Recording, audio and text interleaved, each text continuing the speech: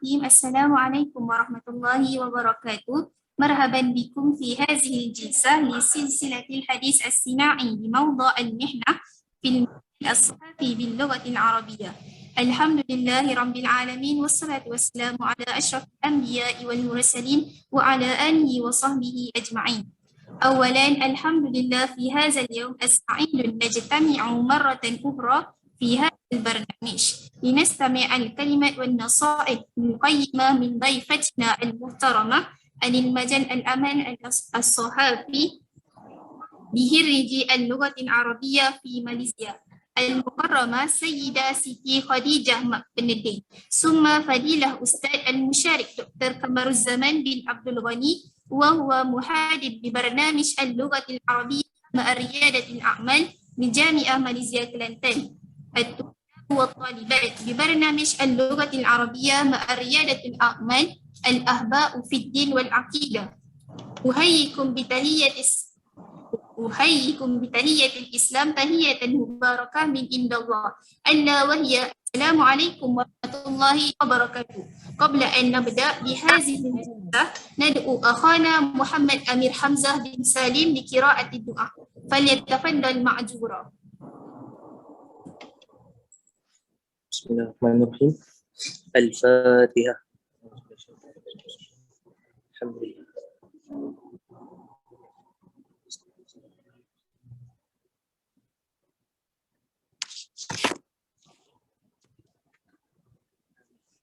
بسم الله الرحمن الرحيم. الحمد لله رب العالمين، والصلاة والسلام على أشرف الأنبياء والمرسلين وعلى آله وصحبه أجمعين. اللهم اجعل جمعنا هذا جمعا مرحوما وتفرقنا من بعده تفرقا مقسوما، ولا تجعل لهما فينا ولا معنا ولا من يتبعونا شقيا ولا مترودا ولا محروما. اللهم اجعلنا خير أعمارنا آخره وخير أعمالنا خواتمه وخير أيامنا يوم ألقاك فيه. اللهم اغفر لنا ذنوبنا ولإخواننا الذين سبقونا بالإيمان، ولا تجعل في قلوبنا إلا للذين آمنوا ربنا إنك رؤوف رحيم. ربنا آتنا في الدنيا حسنة وفي الآخرة حسنة وقنا عذاب النار. صلى الله على سيدنا محمد وعلى آله وصحبه وسلم، والحمد لله رب العالمين. آمين آمين يا رب العالمين. شكرا جزيلا لأخي محمد أمير حمزة بن سالم على الدعاء قبل القليل، فأسى أن يستجيب الله دعاءنا ويبارك لنا ويهدينا إلى سواء السبيل ويزودنا بالتقوى والإيمان إن شاء الله.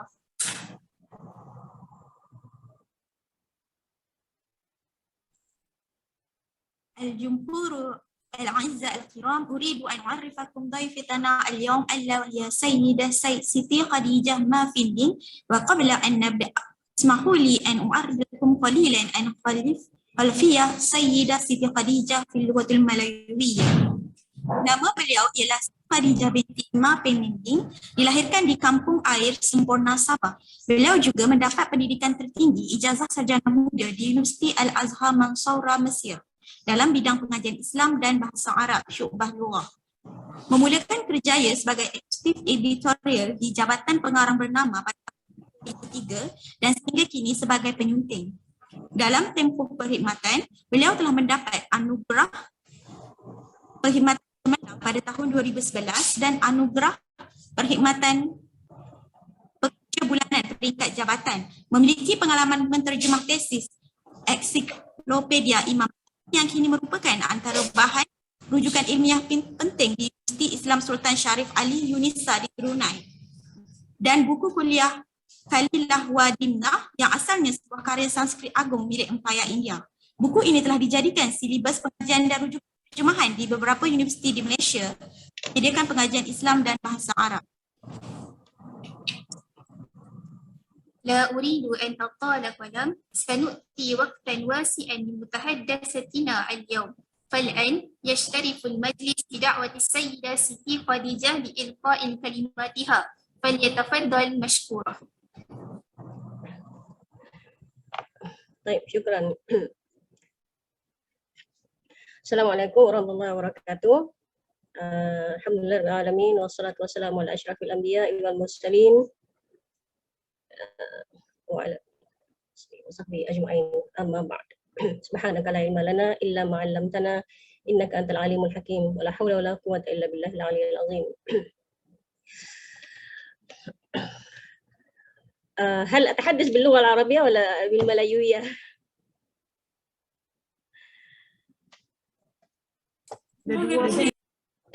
يا عارفة المجلس، أنا ما كنت عندي فكرة. ملايوية مع العربية مع البعض. لا، لكن أظن من أجل توصيل الفهم العميق سأتحدث بلغتنا الأم. طيب؟ ما في مشكلة. في السنة الأولى يعني. نعم، ما عندي استعداد لأن ألقي هذه المشاركة باللغة العربية تماما من أول إلى آخر. إذا اسمحوا لي أن أتحدث باللغة الملايوية. طيب؟ طيب ما في مشكلة. لا مانع لو يعني أحيانا نتكلم عربية. نعم، مع مرور هذه المشاركة سأتحدث باللغة العربية قليلا، يعني مع الأمثلة المناسبة لهذا الإلقاء. طيب، أبدأ. Bismillahirrahmanirrahim. Sekali lagi, saya diminta untuk berkongsi mengenai kerjaya dalam bidang bahasa Arab. Kerjaya jurnalism, ya. Kerjaya jurnalism dalam bahasa Arab. Jadi, kalau kita nak bercakap mengenai kerjaya jurnalis ini merujuk kepada wartawan lah. Jurnalis dia punya secara umum, wartawan dia punya secara khusus. Ruang lingkup bicara kita mengenai kerjaya dalam bahasa Arab ini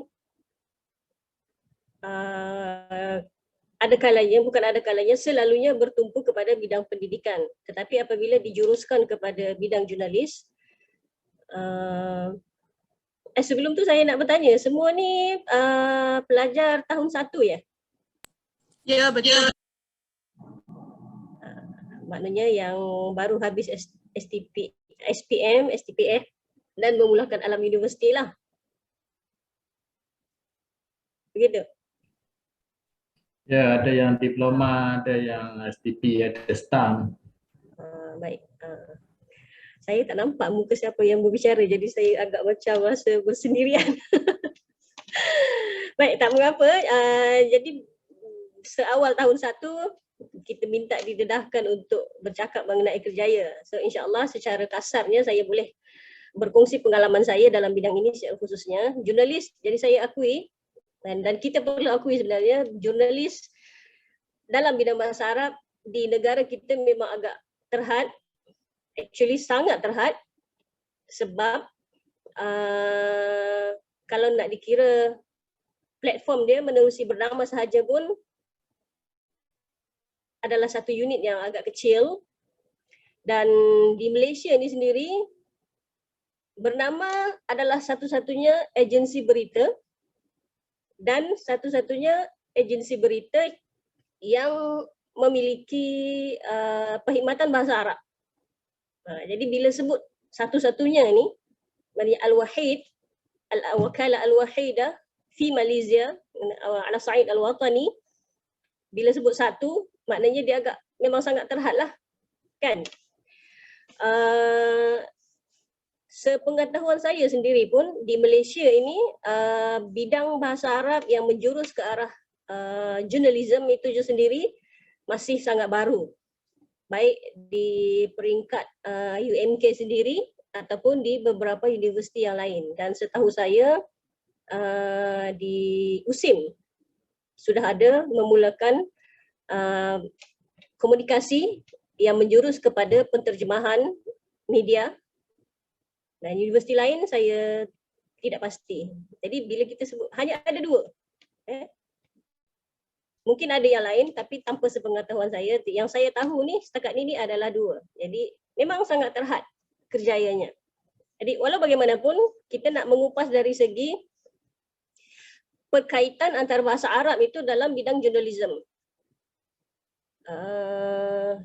Seperti mana yang disebut oleh pengerusi tadi, Saya memulakan kerjaya di Bernama sejak tahun 2003 dan bidang bahasa Arab ataupun khidmat jurnalism yang menumpu kepada bahasa Arab di Bernama bermula sejak tahun 2002. Jadi selang setahun itu saya selang setahun matangnya perkhidmatan bahasa Arab di Bernama tu saya join Bernama. Jadi dalam tempoh sebelum saya memasuki Bernama, Bernama sebelum ini melantik pensyarah dari luar, pensyarah-pensyarah universiti di luar, terutamanya di UKM untuk menterjemah teks-teks berita untuk dihantar ke negara-negara Arab. Jadi masa tu belum ada unit khusus, unit statik yang ada di dalam Bernama. 2003 barulah diwujudkan. Jadi saya adalah antara yang terawal menyertai Bernama untuk bidang jurnalism ni. Mungkin adik-adik pun tidak pernah didedahkan mengenai bidang selain daripada pendidikan untuk bahasa Arab ataupun pengajian Islam di negara ini, kan? Kenapa tak on kamera? Ada beberapa sahaja yang on kamera. Mohon on kamera boleh tak? Jadi saya tak rasa saya bercakap sendiri dengan skrin yang kosong. Kalau ada persoalan di in between ni boleh ajukan terus, ya. Sebab saya nature seorang yang bekerja dalam bidang kewartawanan ini, dia bertanya, bukan dia yang menyampaikan, dia bertanya dan dia menulis. Jadi untuk berkata-kata ni, untuk bercakap menyusun kata-kata ni, dia agak janggal sedikit. Jadi saya minta kerjasama. Kalau ada persoalan di tengah-tengah boleh interrupt. Baik, di mana tadi kita? Peluang kerjaya dalam bidang jurnalism ini memang saya akui agak terhad. Kalau menerusi media rasmi, yang kita nampak hanyalah Bernama. Yang rasmi, media rasmi, Bernama. Maksudnya yang bila saya sebut rasmi ini adalah yang berkaitan langsung dengan kerajaan. Yang swasta, mungkin ada yang lain. Contohnya kalau adik-adik biasa nampak Global Al-Hijrah, biasa nonton tak? Ada yang tahu tak rancangan ni? Global Al-Hijrah dia menghidangkan, Global Al-Hijrah di TV Al-Hijrah, dia menghidangkan berita-berita antarabangsa berbahasa Arab. Pengacara dia pun bercakap dalam bahasa Arab, menukilkan berita-berita yang diambil daripada seluruh dunia. Bernama dia hanya secara bertulis, sebab platform TV Bernama kita tidak masuk untuk menyiarkan berita, sebab kita adalah fokus menghantar berita Malaysia ke luar, bukannya import masuk. Ada yang import tapi tak banyak, dan kita tidak siarkan untuk TV. Tapi Al-Hijrah ya, maknanya satu, selain daripada platform Bernama, ada di platform Al-Hijrah juga. Yang lain Macam Al Jazeera tu ke? Bukan, Al Jazeera tu milik Al Jazeera, memang Arab pure.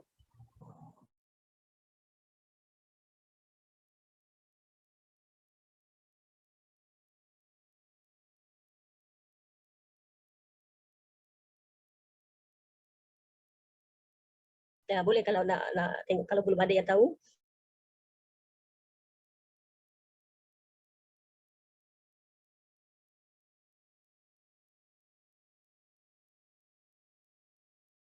Ada kan channel biasa. Oh, saya tak tahu, rumah saya tak ada. Pembaca berita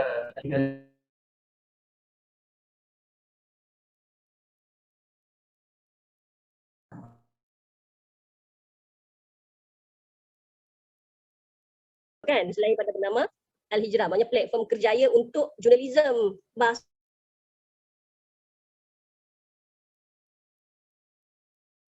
Ada dua.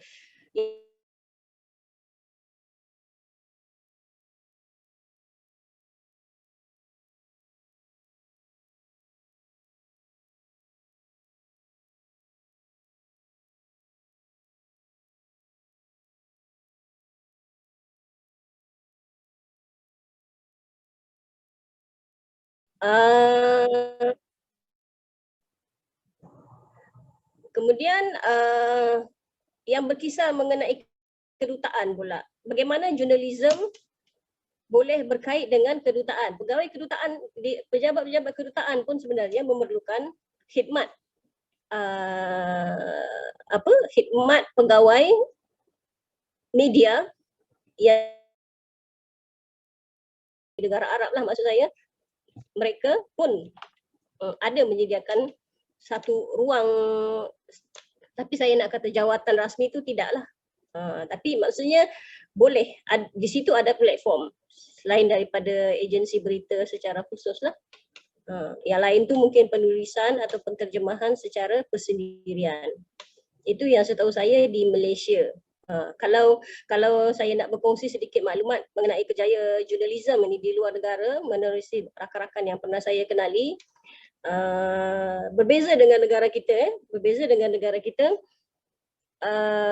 dan walaupun negara non-Muslim, mereka sangat terkedepan dalam bidang jurnalisme bahasa Arab ni. Contoh seperti dua negara yang sedang bergolak sekarang, iaitu,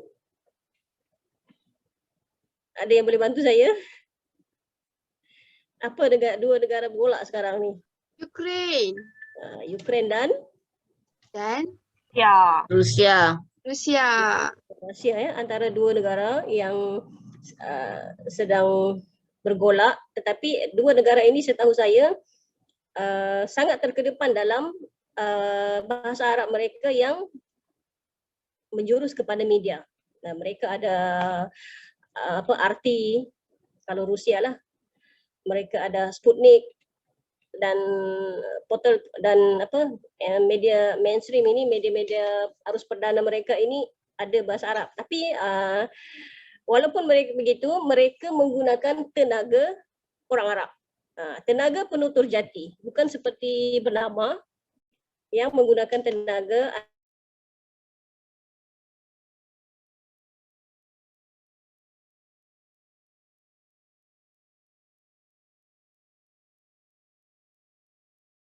non-Muslim. Dia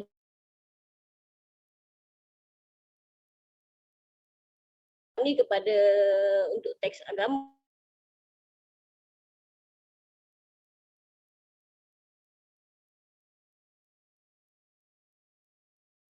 Malaysia lah. Harap-harapnya suatu hari nanti kita pun akan sampai ke tahap itu. Jadi sebenarnya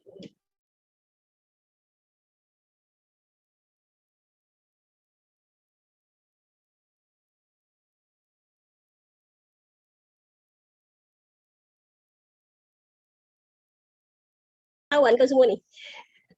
Ada. Tapi sebenarnya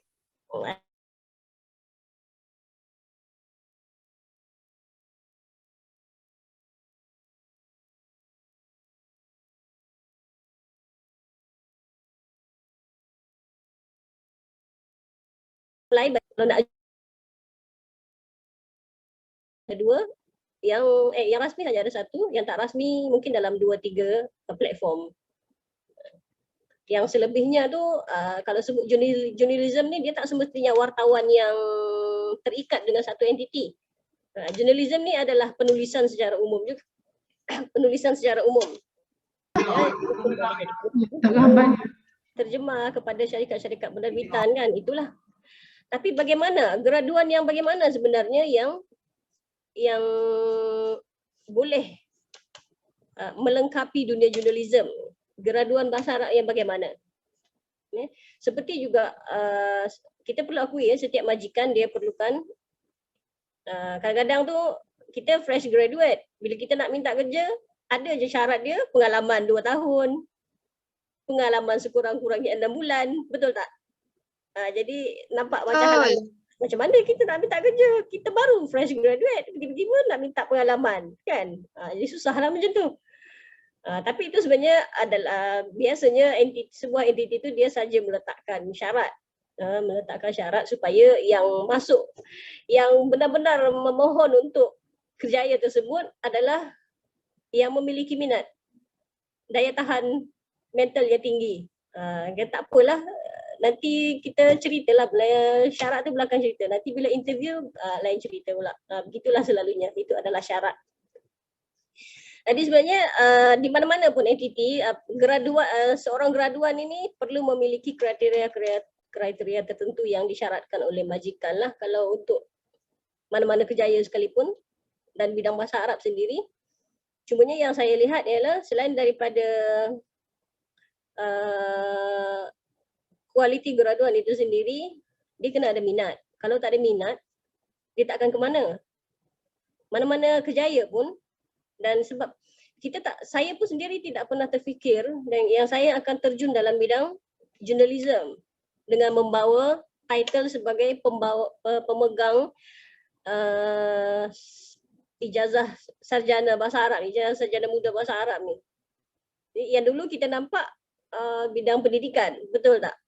Kalau dululah bidang pengajaran kita hanya nampak bidang pendidikan, nak jadi pensyarah, nak jadi tutor, apalagi guru, pegawai agama, pegawai penyelidik.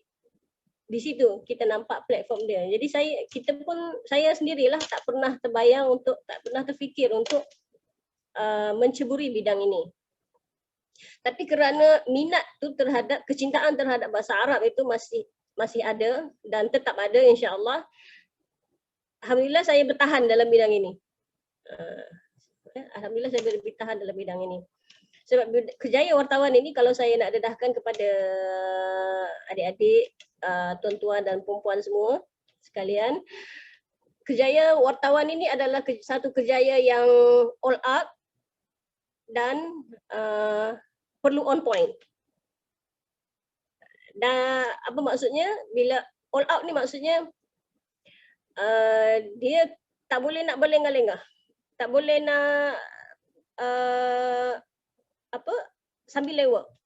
Sebab kerjaya wartawan ialah memindahkan maklumat berfakta dari sumber yang sahih. Itu sebenarnya itu adalah antara etika yang perlu ada. Jadi bila tak ada sikap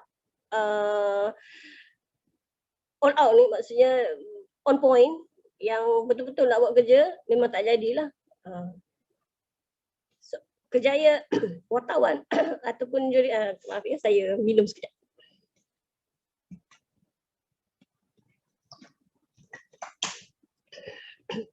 Bila disebut wartawan, dia kena sedia mental dan fizikal. Sebab seorang wartawan ini sebelum dia memindahkan fakta, dia kena perlu pastikan sumbernya adalah sahih. Untuk memastikan sumber sahih itu, sama ada dia perlu berada di tempat kejadian ataupun perlu menghubungi individu ataupun pihak-pihak yang berautoriti untuk mengesahkan maklumat tersebut. Jadi masa inilah perlunya sikap ketahanan mental itu. Tak boleh ada sifat malu-malu, teragak-agak, segan, malas-malas, tak boleh.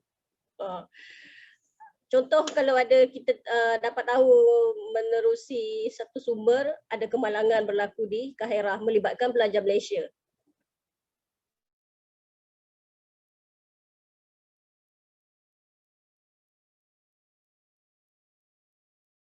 Kita dapat tahu maklumat pertamanya kedutaan ni siapa. Jadi pegawai media ataupun duta itu sendiri.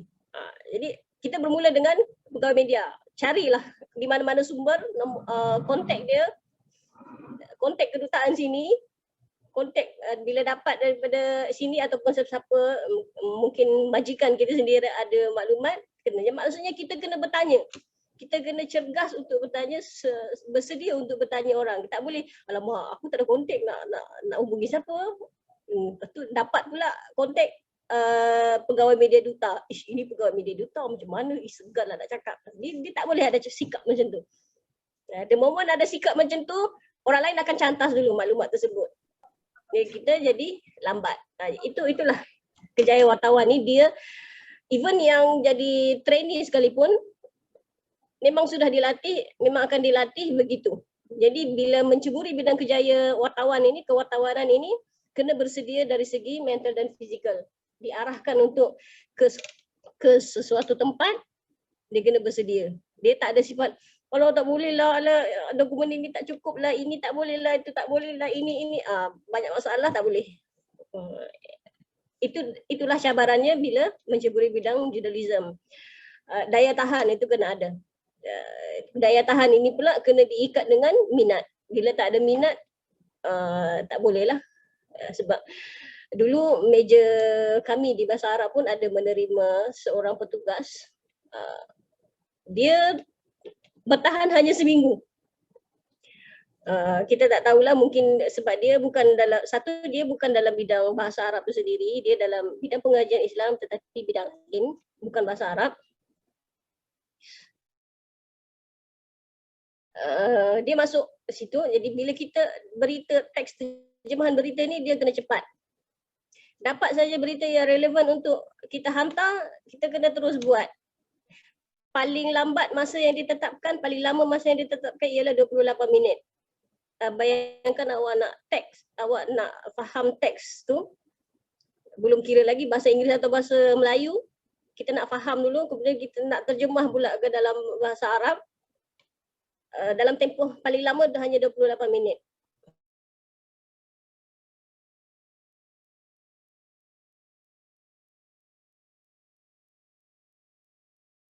Betul. Dari segi bahasa pula, secara literalnya, grammar pun kena betul. Nah, itu yang melibatkan terjemah bahasa Arab lah.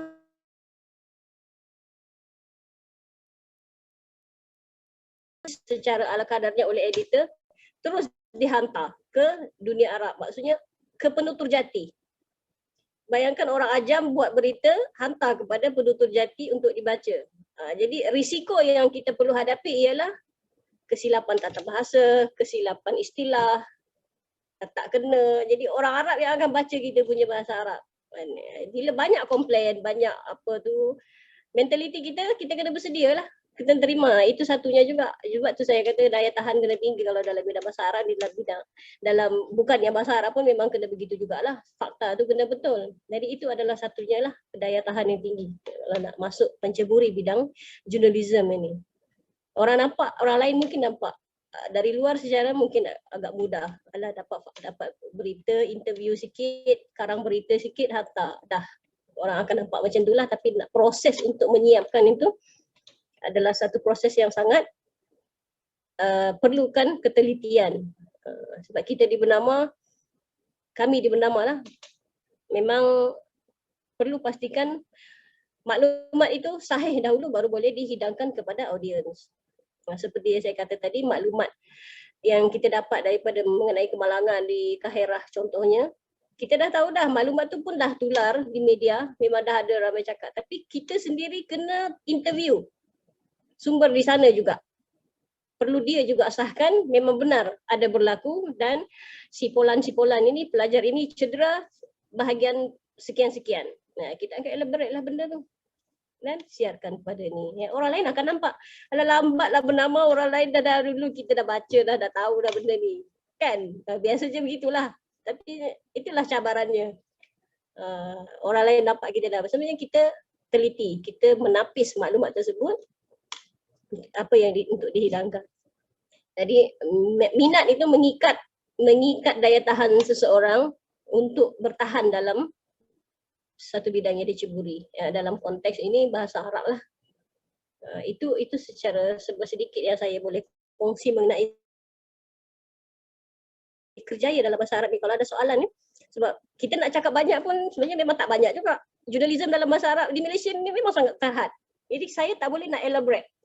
Saya tak boleh nak memandai-mandai, nak cakap kata oh banyak, jangan risau, banyak je peluang kerjaya. Tak boleh sebab kita kena akui memang bidang jurnalism bahasa Arab di Malaysia memang sangat terhad dan masih sangat sedikit institusi pendidikan yang memulakan pengajian dalam komunikasi media yang menjurus kepada bahasa Arab ni masih sangat sedikit. Dan jadi maknanya kita masih lagi dalam peringkat bertatih untuk menguasai bidang ni.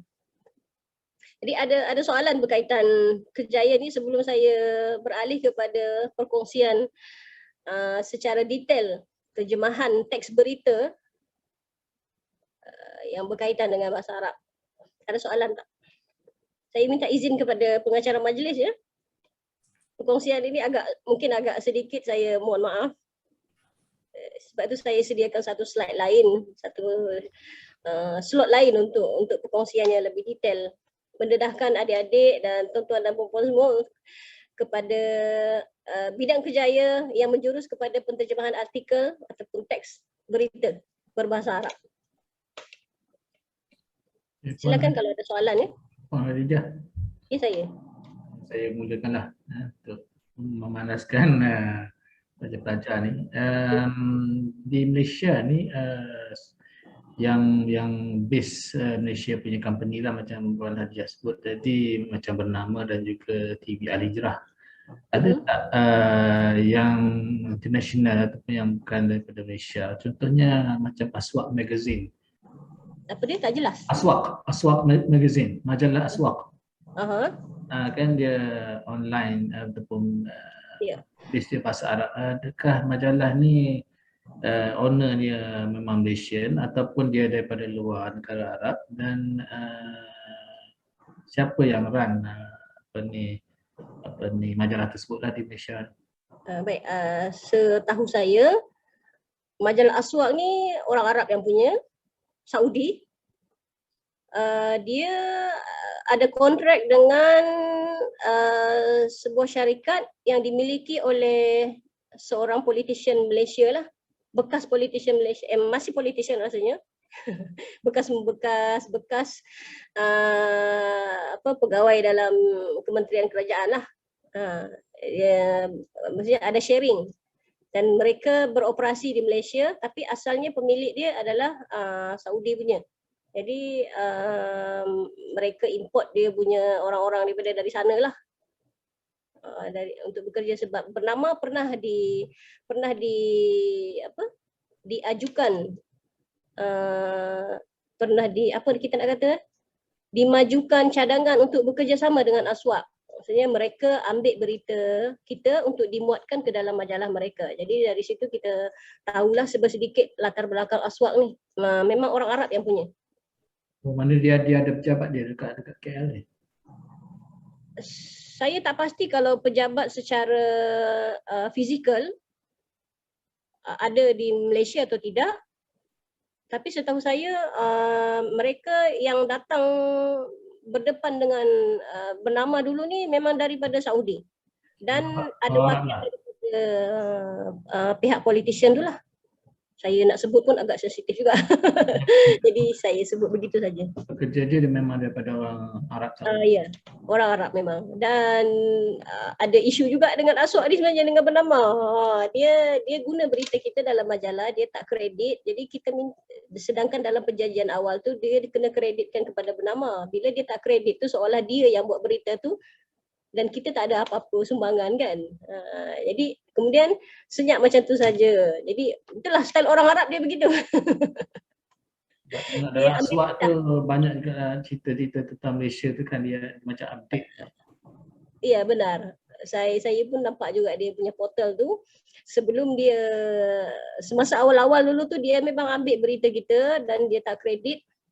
Jadi bila kita buat teguran minta dikredit kepada Bernama, sejak daripada itu dia ambil berita yang berbahasa Inggeris dan dia terjemah sendiri. Ada kalanya juga dia selit ambil berita kita lah bahasa Arab, dan tapi kita okeylah, tak apalah, kita tak nak gaduh dah. Kalau dia nak gunalah. Gitu sajalah. Maksudnya dia orang Arab lah, bukan orang Malaysia. Okey, satu lagi nak tanya, sebab saya tengok dalam CV Khadijah pernah ke Qatar kan, ikuti kursus bahasa Arab ke apa di Qatar? Bahasa Arab di Qatar maksudnya macam mana? Puan ada pernah pergi? Oh, saya.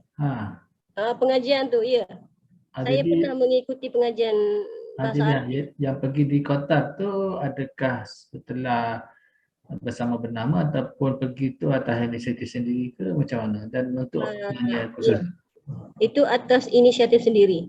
Ini sebenarnya bagus juga Tuan kemukakan soalan ini ya. Jadi saya teringat program tu sebenarnya dibuka kepada seluruh dunia. Dan ada beberapa universiti yang telah pun melakukan MOU kepada Universiti Qatar untuk menghantar pelajar mereka setiap tahun mengikuti program tersebut. Dan di Malaysia belum ada lagi. Tapi belum ada itu pun mereka masih buka kepada orang lain yang mempunyai latar belakang basic bahasa Arab. Tahu huruf hijaiyah, boleh sertai program tersebut. Jadi sangat bermanfaat ya kalau UMK boleh cari maklumat, mengenai hal ini dan buat MOU macam mana berhubung dengan pihak Universiti Qatar untuk hantar pelajar. Indonesia sendiri hantar pelajar dia setiap tahun 3 orang untuk menyertai program tersebut, dan program itu sangat bagus ya untuk pendedahan pelajar terhadap penguasaan bahasa Arab, terutamanya yang melibatkan media, sebab di sana memang sepenuhnya bercakap bahasa Arab dan setiap hari ada kelas istimak wa tahadduts, berlatih untuk bercakap mendengar. Macam mana Puan Khadijah dapat maklumat masa pergi itu? Saya pun sebenarnya secara kebetulan. Bila kita berkaitan dengan penterjemahan ni, kita banyak menggunakan enjin Google untuk membuat carian istilah-istilah kan. Jadi ada suatu hari tu nampak naiklah maklumat tu. Saya pun masuk Google tengok pengajian bahasa Arab li ghairi natiqina biha, untuk bukan penutur jati. Syarat-syarat kita baca syarat-syarat dia. Kalau nak kalau pihak adik-adik, tuan-tuan dan puan mahu cari maklumat tu, cuba Google mengenai NNS. Dia membuka permohonan setiap bulan Januari, saya rasa. Bulan Januari. NNS? ANNS. Arabic Non-Native Speaker. Okay. Ringkasan kepada Arabic for Non-Native Speakers. Itu bawah University of Qatar. Dia bawah Universiti Qatar. Okay. Masa begitu pembiayaan dia orang tanggung ke ataupun ada? Pembiayaan sepenuhnya ditanggung. Bawa duit poket sikit-sikit pun boleh. Memang sepenuhnya ditanggung. Dia jemput kita belajar di universiti dia, di negara dia. Dia akan tanggung dari segi yuran asrama, makan minum, yuran pengajian, buku. Kita cuma perlu sediakan duit poket untuk urusan, untuk ijraat-ijraat yang tertentu je lah. Contohnya untuk insurans kesihatan di sana, pemeriksaan kesihatan. Alhamdulillah, boleh. Nanti boleh untuk lebih detail boleh cari maklumat berkenaan NNS dan tengok maklumat yang berikut. Sebab saya pun sebenarnya secara kebetulan dan bila saya mohon itu, saya pun tidak meletakkan harapan yang tinggi untuk diterima. Tapi bila dalam proses nak selesaikan semua dokumentasi yang diperlukan itu, nampak mereka pun berminat untuk, sebab bila saya dan ada dihubungi terus secara telefon, saya tanya kalau saya terpaksa tolak ni macam mana. Dia kata tolong jangan, sebabnya kita belum pernah ada menerima wakil daripada Malaysia. Jadi saya pun tersentak juga ketika tu. Jadi saya tanya, program ni dah berjalan selama berapa lama? Dah lebih 10 tahun. Masya Allah. Dah lebih 10 tahun, tapi itu lebih 10 tahun tu tahun 2015-16 dulu. Sekarang dah berapa tahun? Dah 2015. Dia buat dalam bentuk short course tahun gitulah kan? 9 bulan untuk pengajian bahasa Arab. Dia ada program sarjana muda ke apa yang macam ni? Program seperti ini? Di sana ada, cumanya dia tidak, untuk pengajian itu dia tidak terima pelajar asing. Universiti Qatar dia tidak belum menerima. Saya tak kata tidak lah, maksudnya belum, ketika saya berada di sana masih belum menerima pelajar asing untuk pengajian Islam dia di sana. Sebab mungkin dia tak nak ada clash bila ramai sangat pelajar yang memohon ke bidang itu. Jadi bidang bahasa Arab yang itu tu untuk program yang itu tu tak ada yang sertai. Mungkin secara kasarnya begitulah. Dia memang target untuk ajar pelajar seluruh dunia untuk program tersebut saja.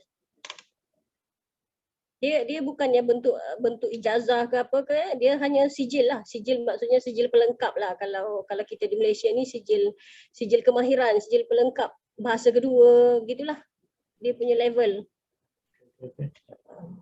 Jadi kalau saya boleh kongsi sedikit pengalaman saya semasa berada di sana, ketika itulah saya berkenalan dengan pelajar-pelajar dari seluruh dunia yang sangat menguasai bahasa Arab dari segi komunikasi pertuturan itu. Jadi kita tidak menyangka kita di Malaysia tidak terdedah dengan non-Muslim yang boleh berbahasa Arab dengan sangat baik, betul tak? Sebab di Malaysia pengajian bahasa Arab kita menumpu kepada bidang keagamaan. Kita sebab itu diikat pengajian Islam dan bahasa Arab, kan? Sebab kita nak mengenali bahasa Al-Quran itu secara lebih dekat. Kita nak tahu dia punya nahwan, leksi.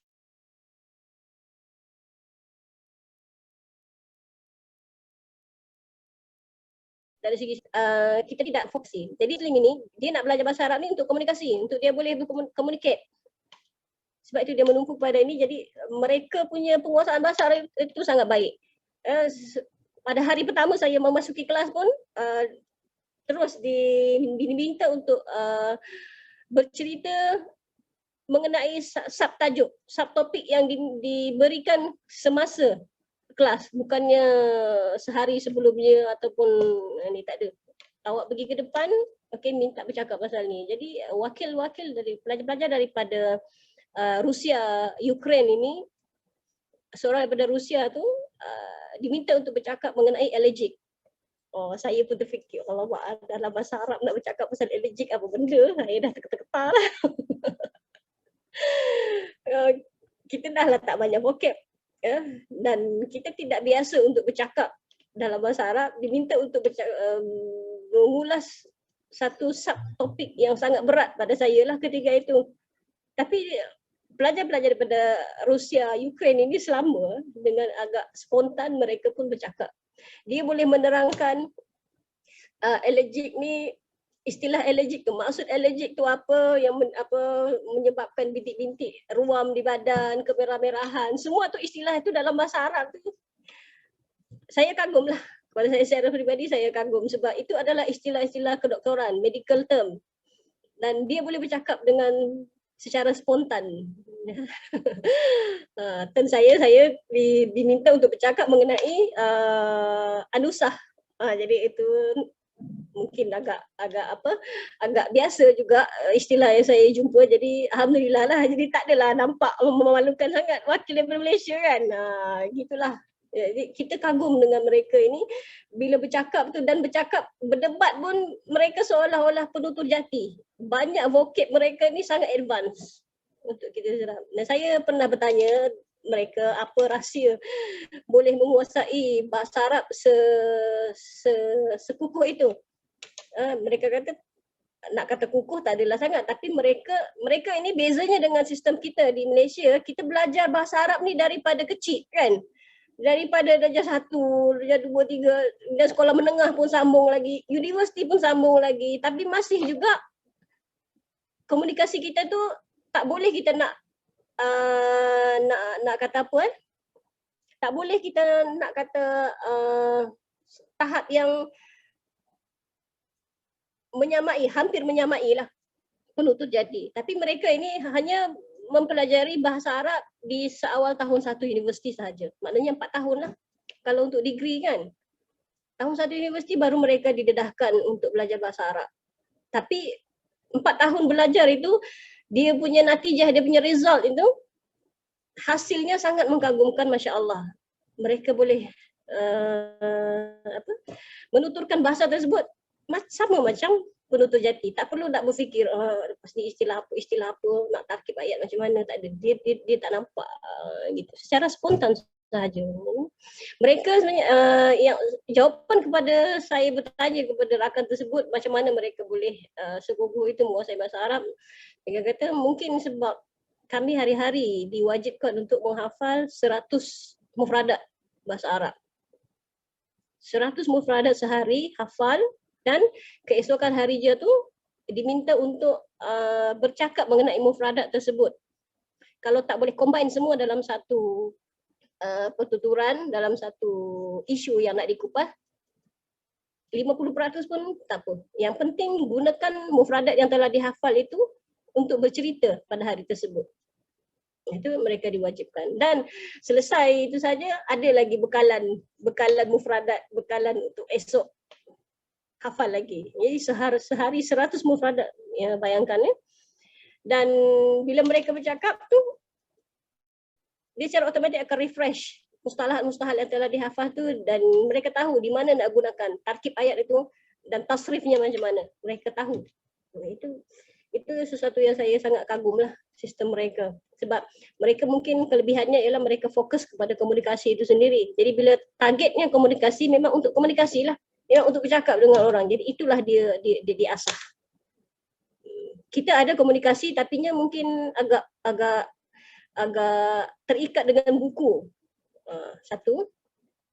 Dan kita tidak ada satu bi'ah untuk menuturkan bahasa tersebut.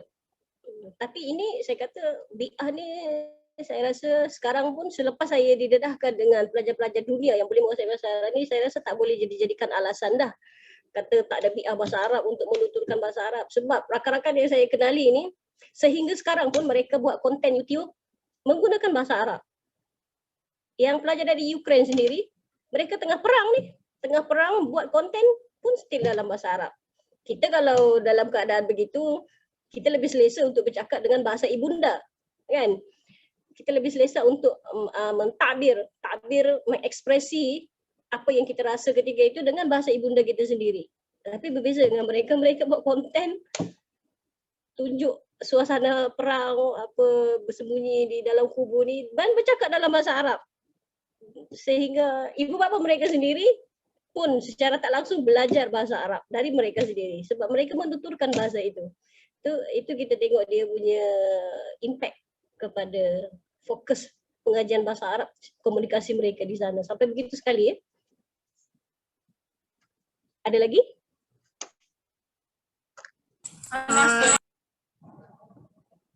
Kalau saya nak, boleh saya kongsikan video-video yang rakan-rakan saya buat konten ni ya. Kalau nak, tapi saya tak tahulah macam mana nak setting share. Dan ini kalau secara teknikal ni agak lemah sikit. Ya, ada soalan lagi berkaitan dengan kejayaan bahasa Arab sebelum. Sekarang dah pukul 12. Ada. Ya.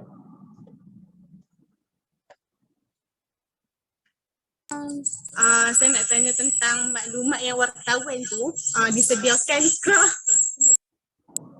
Maklumat tak ada. Dia tidak disediakan. Sebab tu saya kata bila terjun bidang wartawan ni kena all out, kena on point, kena berani.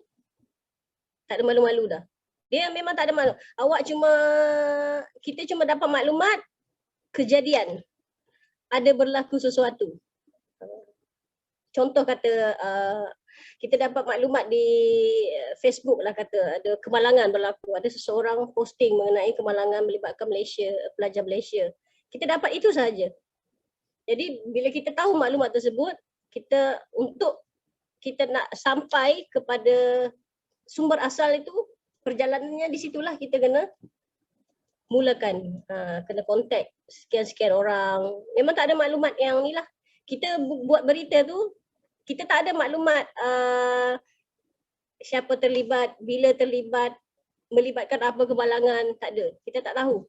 Mungkin kita boleh tahu secara rambang di status-status Facebook, tapi untuk mengesahkan kejadian tersebut, kita kena cari sendiri.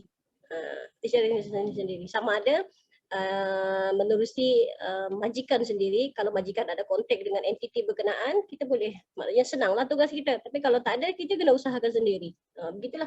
Begitu juga dengan acara-acara lain. Tapi kalau acara yang melibatkan acara rasmi, jemputan majlis, liputan majlis itu, di situ biasanya memang ada maklumat disediakan dalam bentuk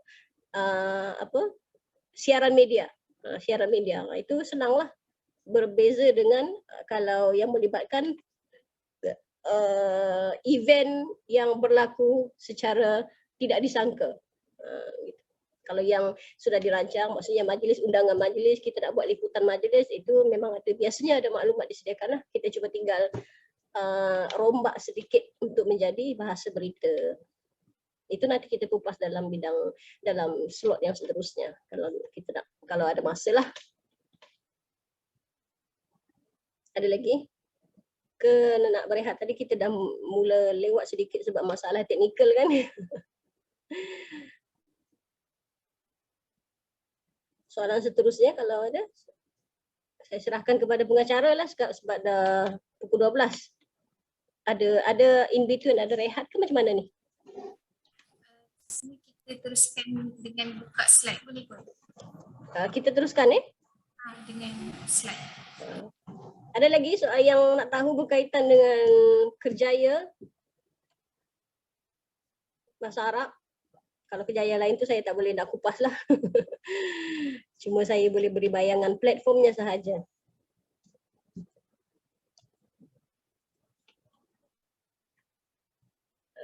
Sekejap. Saya nak tanya, Ya saya. kalau macam dengar dari tadi kan, Puan ada macam mengaitkan banyak bidang bahasa Arab ni dengan platform TV. Kalau dari radio ada ke Puan? Di Malaysia dulu pernah ada IKIM ke IKIM kesebutannya, radio IKIM ni. Dia ada bacaan berita setiap pukul 10 pagi dan 2 petang, ada bacaan berita dalam bahasa Arab dan memang dia ambil berita bernama. Tapi sekarang dah tak ada. Saya tidak pasti kenapa dimansuhkan. Tapi dulu adalah RTM pun dulu ada, tapi untuk siaran Arab Saudi. Dia terjemah berita bahasa Arab dan disiarkan melalui radio RTM, tapi untuk siaran bahasa Saudi, siaran tempatan tak ada. Jadi dia bersiaran sekitar pukul 2-3 pagi Malaysia.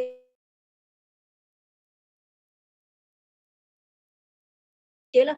Kalau di Arab sana pagi tu dalam pukul 8 pagi. Begitulah.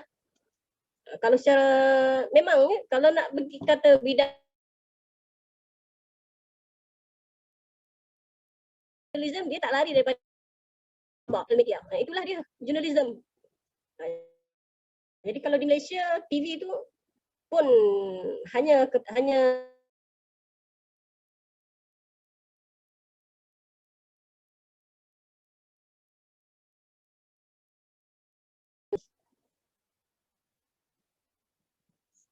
ya, soalan seterusnya.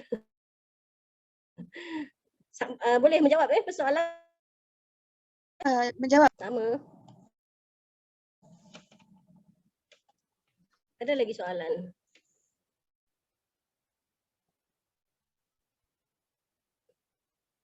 Baik, kalau tak ada, kita boleh teruskanlah kepada slot.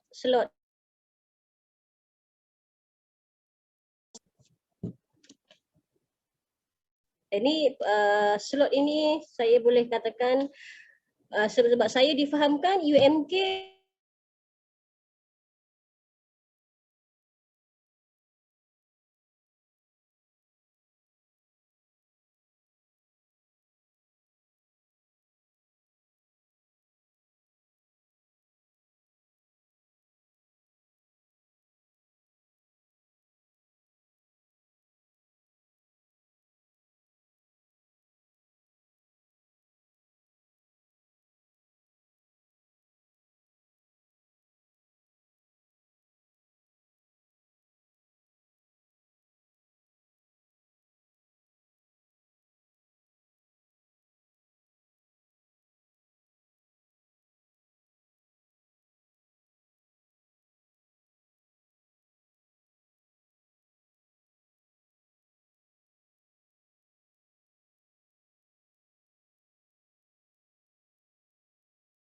adalah bahasa Melayu.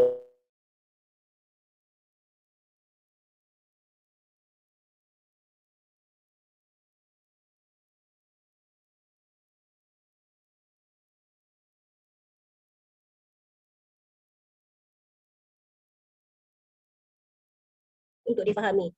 Siapa sasaran pembaca kita? Bahasa yang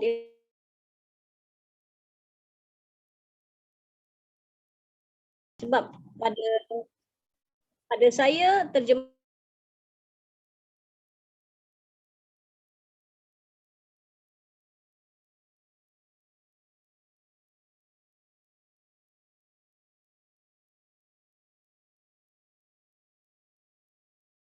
yang kita faham selama ni secara literatur harfan ni,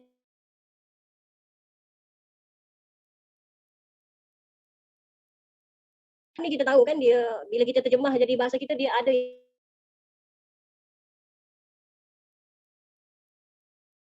kana Muhammadun mudarrisan fi harfan biharfin, kita nak terjemah tu kana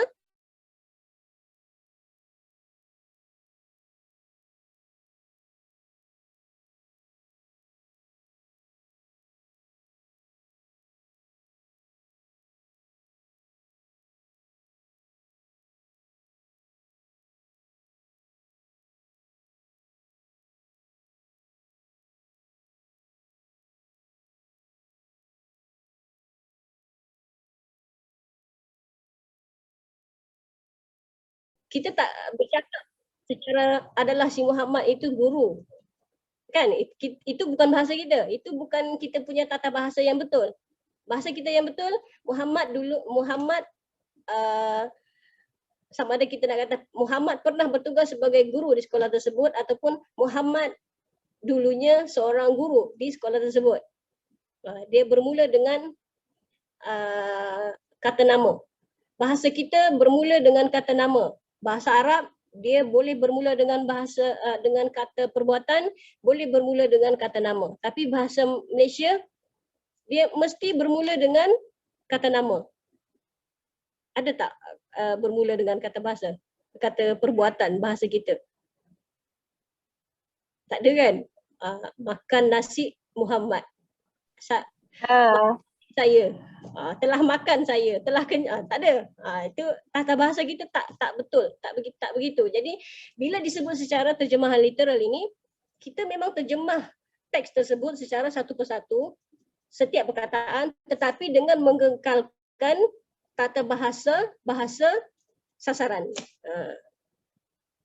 Itu adalah satu yang sukar untuk kita tepati dalam setiap teks sebenarnya. Jadi bila dalam satu keadaan kita tak boleh dah nak terjemah secara literal, barulah kita beralih kepada terjemahan dinamik. Secara terjemahan dinamik ni kalau maksudnya kita beralih ke sini kalau dah tak boleh pergi dah dengan literal. Boleh faham maksud saya? Literal di sini saya bukan dalam konteks yang harfan biharfin tu. Literal ni maksud saya semua perkataan dalam teks tersebut mesti dia terjemah. Itu dalam bidang jurnalism. Dia terjemah, tak boleh nak ni kecuali dalam keadaan-keadaan tertentu. Dalam keadaan-keadaan tertentu tu nanti kita boleh tengok selepasnya macam mana dalam keadaan tertentu tu kita boleh lari daripada kaedah literal. Sekarang kita balik kepada dinamik. Apa yang dinamakan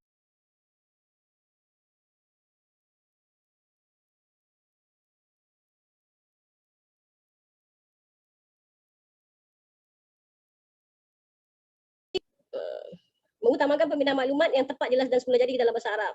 Makna BSU mesti dikekalkan. Maksudnya dia tak bolehlah ini menitik beratkan. Maksudnya secara umumnya terjemahan dinamik ni adalah secara mafhum. Terjemahan secara mafhum.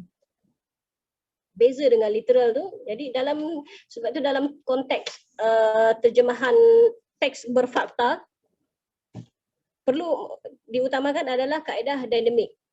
Kaedah literal. Kaedah dinamik ni adalah pilihan kedua. Dah tak boleh pergi dah baru ni. Kita tengok contoh untuk lebih dekat ya. Contoh terjemahan secara literal untuk teks bahasa Arab kepada bahasa Melayu.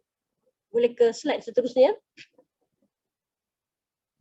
Kita tengok bisifati raisan lil jumhuriyah aqulu lil jami' ibta'idu 'anil 'anaf bainakumul ba'd wa bainakum wa bainal jaish. Kita tengok di situ. Ini adalah terjemahan literal. Adik-adik, tuan-tuan dan puan-puan semua, cuba lihat Ada tak dalam perkataan bahasa Arab tu yang kita tak terjemah kepada bahasa Melayu? Bisifati raisan. Kalau secara harfan biharfin dia, kita nak kata apa ni? Selaku presiden, saya selaku presiden. Lil Jumhuriyah aqulu lil jami' ibta'idu. Saya selaku presiden republik ini nak kata kepada anda semua, itu secara harfan biharfin. Tapi beza dengan literal, kita nak kekalkan tata bahasa sasaran. Bahasa sasaran ialah bahasa Melayu. Dalam konteks ni bahasa Melayu. Kita tengok susunan dia, selaku presiden bagi republik ini, saya berpesan. Saya tak letakkan itu saya berkata. Aku tu berkata. Saya berpesan kepada anda semua. Lil jami' kepada anda semua. Jauhi kekerasan sesama kalian dan sesama tentera. Ibta'idu anil anaf. Jauhi kekerasan sesama bainakumul ba'd, sesama kalian, wa bainakum wa bainal jaish, dan sesama tentera. Ada tak dalam teks bahasa Arab tersebut yang tidak diterjemah? Boleh sesiapa respon? Maksudnya semua perkataan dalam teks bahasa Arab tu kita dah terjemah ke dalam bahasa Melayu, dalam bahasa sasaran kita. Betul tak? Ya. Tak ada yang kita tinggalkan, tak ada yang kita cantas-cantas. Itu yang dinamakan sebagai terjemahan literal. Berbeza dengan terjemahan literal yang kita faham secara harfan biharfin. Bisifati raisa lil jumhuriyah. Bisifati ya dia punya tu di belakang. Jadi kita nak terjemah macam mana ni? Bisifati raisan. Saya pun tak tahu macam mana nak mula terjemahan kalau secara harfan biharfin. Jadi itulah maksudnya kita tak boleh kita nak menterjemah literal itu semua perkataan tetapi dalam konteks terikat dengan tata bahasa, peraturan tata bahasa sasaran kita. Inilah yang saya namakan sebagai terjemahan literal. Semua perkataan kita terjemah tapi masih dalam tata bahasa yang betul. Teks seterusnya, hafizu ala syurta wal jaish fanahnu nuhawil musa'adatahum ala al-auda limakanatihim wa mas'uliyatihim al-asasiyah. Kita tengok terjemahan dia. Hormatilah polis dan tentera. Hafizu ala tu dah membawa satu perkataan, kita tak perlulah terjemah hafizu jaga atas, tak ada kan. Jadi dalam bahasa hafizu ala tu adalah satu hafiz ala tu adalah kata sendi kepada hafizu. Jadi dia tak boleh, kalau kita nak membawa makna menjaga, memelihara, dia kena diikat dengan ala, hafizu ala. Memelihara syurtah wal jaish, polis dan tentera. Fanahnu nuhawil, kita cuba Musa ada tahun, kita cuba bantu mereka alal auda limakanatihim, meraih semula, alal auda meraih semula. Limakanatihim, kedudukan, wa mas'uliyatihim dan wa mas'uliyatihim al-asasiyah, tugas asas mereka. Jadi satu perkataan pun kita tak tinggal untuk terjemahan tersebut. Inilah yang dinamakan. Jadi begitulah contoh-contoh seterusnya kalau boleh adik-adik, tuan-tuan dan puan-puan semua baca. Itu yang saya maksudkan sebagai literal. Semua perkataan tu kita terjemah, tapi kena pastikan tata bahasa terjemahan itu betul. Boleh Ini ucapan lama lah, bekas Presiden Mesir dulu, almarhum. Okay, contoh, macam mana dengan contoh dinamik pula? Terjemahan dinamik. Kita nak tengok beza literal dan dinamik. Kita tengok dia, fi khutwah tarikhiyah, taftah al-Mamlakah al-Arabiyyah Saudiah Abu Abaha amama zuwar. Ijaan dia salah tu. Amama zuwar ad-dawliyin li siyaha lil mar'a al-ula. Okay, kalau kita teks yang berwarna hitam itu kalau boleh tengok sendiri adalah terjemahan secara apa tu? Literal atau dinamik? Secara literal fi khutwah tarikhiyah, dalam satu langkah bersejarah. Al-Mamlakah Al-Arabiyyah Saudiah, Kerajaan Arab Saudi, taftah tu. Taftah membuka pintunya di hadapan. Taftah Al-Mamlakah Al-Arabiyyah Saudi abubuha amam al-zuwar. Kita guna perkataan di hadapan sebab ada perkataan amam al-zuwar ad-dawliyin, di hadapan pengunjung antarabangsa ad-dawliyin. Az-zuwar ad-dawliyin untuk melancong buat pertama kali. Li siyaha lil marra al-ula. Wadzalika min khilali nizam at-ta'syira. Yang demikian itu menerusi sistem visa yang baru yang akan diumumkan petang ini di kawasan Dariyah. Nampak tak? Ini adalah terjemahan apa ni? Secara literal. Jadi itu yang saya katakan tadi, secara literal semua perkataan kita tak terjemah. Kita terjemah dan tak tinggal satu pun. Tapi dalam bahasa kita, bila kita sebagai orang Melayu baca, dia agak janggal, betul tak? Agak janggal, walaupun kita faham maksud teks tersebut, tapi kedengarannya agak janggal. Lebih-lebih lagi di ayat yang kedua tu, wadzalika min khilali nizami ta'syira. Yang demikian itu menerusi sistem visa yang baru. Jadi bahasa kita tidak pragmatik, tidak sedap didengar kalau dari segi begitulah. Jadi kita kena ubah menjadi dinamik terjemahan tersebut. Macam mana kita ubah? Kita tengok teks yang berwarna putih. Saudi buat pertama kali membuka pintunya kepada pelancong antarabangsa. Jadi inilah kita punya role bahasa Melayu yang bermula dengan kata nama. Kita tak mula sekali buat pertama kali Saudi membuka, tak ada. Saudi buat pertama kali membuka pintunya kepada pelancong antarabangsa. Titik. Dan kita pecahkan lagi, inisiatif bersejarah ini bakal dilaksanakan. Mana datang perkataan inisiatif? Kan? Jadi kita tanya-tanya, mana datang perkataan inisiatif ni? Inisiatif sejarah ini bakal dilaksanakan menerusi sistem visa baru yang akan diumumkan Jumaat petang dalam kurungan waktu Saudi dalam satu upacara di Dariyah. Mana datang perkataan inisiatif bersejarah ni? Macam mana kita nak tahu boleh letak perkataan tersebut? Itu nanti kita belajar. Kita ke slot seterusnya kita akan tahu macam mana boleh ada. Jadi teks yang kedua, begitulah teks seterusnya. Yang demikian itu terdapat dalam kenyataan, apa dia kata, ja'adzalika ala fi bayanin sadiran anil hay'ah. Yang demikian itu terdapat dalam kenyataan. Jadi agak janggal bila kita menterjemah secara begitu. Walaupun betul sebenarnya terjemahan tu, tapi dia tak pragmatik, tak sedap didengar lah.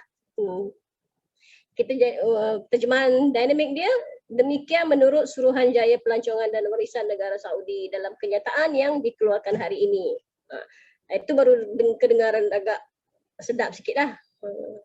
Okay, jadi itu beza secara umum terjemahan literal dan dinamik yang kita nak fokuskan ke dalam penterjemahan berita ni. Dalam penterjemahan lain pun mungkin boleh digunakan, ya? Tak semestinya dalam teks berita gitu. Ini saya tunjukkan jumlah perkataan kalau kita guna secara literal dan dinamik. Terjemahan satu literal, terjemahan dua ni sebagai, jadi dia agak berkurang sedikit. Jadi begitulah dalam proses terjemahan ni. Kadang-kadang bahasa sumber tu jadi panjang dia punya terjemahan berbanding teks asal. Teks asal ada satu baris dia, tapi terjemahan dia sampai 2-3 baris. Jadi begitulah dia punya proses terjemahan itu. Baik, kita nak tahulah. Tadi kita dah tengok terjemahan itu ada pula penambahan perkataan yang kita tak tahu dari mana datangnya dan macam mana kita nak boleh wujudkan perkataan tersebut dalam satu-satu teks yang tidak ada dalam bahasa asalnya. Jadi inilah dia, maksudnya bila kita menterjemah tu kita dah diikat dengan beberapa strategi yang telah digariskan oleh pakar-pakar sebelumnya lah. Dulu pun orang menterjemah ni dia sebenarnya tak ada teknik-teknik begini, tapi bila dah menterjemah satu-satu teks itu barulah timbul idea untuk menggariskan, memagar satu-satu terjemahan tu agar tidak lari maksudnya. Jadi inilah dia strategi ataupun kerangka ataupun kita nak kata teknik-teknik yang berlaku terhadap satu-satu terjemahan teks. Nanti adik-adik kalau fokus pengajian nanti ni mungkin akan didedahkan secara lebih detail lah. Jadi dalam penterjemahan itu dia tak semestinya melibatkan semua yang ada di depan mata anda sekarang ni, tak semestinya, tapi kadang-kadang dalam satu teks itu ada 2-3 strategi yang terlibat, ada penambahan, ada pengguguran, ada perbezaan perkataan. Jadi kita go through satu persatu. Kita bermula dengan penambahan. Sekali lagi saya ingatkan, boleh bertanya, boleh interrupt kalau nak tanya, tiba-tiba ada idea soalan apa ke, boleh, sebab kita nak pergi laju-laju je ni. Penambahan, apa maksud penambahan dalam terjemahan? Jika tiada hasil terjemahan menjadi kekok dan tidak pragmatik, Itu contohnya. Dia bukan kita saja-saja nak tambah. Bila kita baca satu teks tu, bila terjemahan ni terikat dengan integriti juga. Kita tak boleh nak memandai-mandai. Yang kita faham itulah yang kita kena terikat dengan teks asal. Kecuali kalau memang dah tak boleh ni, barulah kita menambah suatu perkataan tertentu. Contoh yang kita tengok contoh baru boleh faham ni. Wa qala tilkal afkar la tudirrul muslimin fahasib bal tunaffir ghairal muslimin anil Islam. Ideologi sebegini bukan saja memburukkan reputasi Islam sendiri, malah menjarakkan yang bukan Islam daripada tengok saya hitamkan perkataan tersebut, mengenali agama Islam yang sebenar. Saya tambah, maksudnya ada berlaku penambahan di situ. Dalam teks asal dia tak bal tunafir ghairal muslimin anil Islam, kan? Menjarakkan yang bukan Islam daripada Islam. Itu secara literalnya. Tapi kita tambah perkataan mengenali agama Islam sebab di dalam konteks ayat tersebut perkataan itu boleh ditambah dan lebih pragmatik apabila kita tambah. Nak bagi sedap ayat lah macam tu. Ya. Bukan semestinya bagi sedap ayat, tapi yang penting ialah untuk kedengaran tidak, maksudnya mematuhi peraturan tata bahasa kita sendirilah satu. Satu lagi untuk kelihatan lebih bersahaja. Sebab kalau kita buang perkataan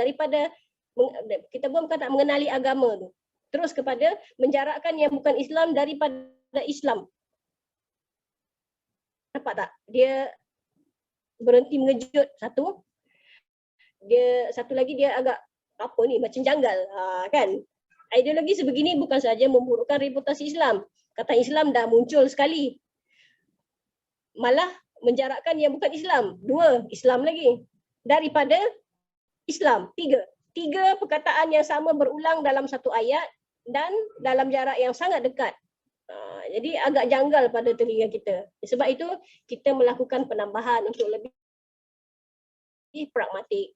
Itulah.